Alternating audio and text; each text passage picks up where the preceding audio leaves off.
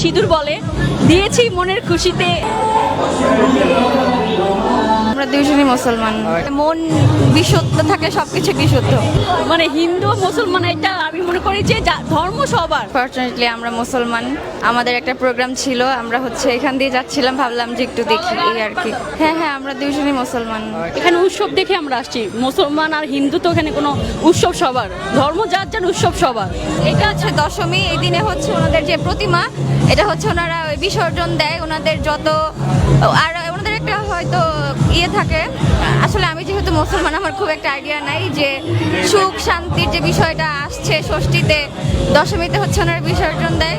এই তো ওনাদের প্রতি বছর ওনারা এইভাবে সেলিব্রেট করে।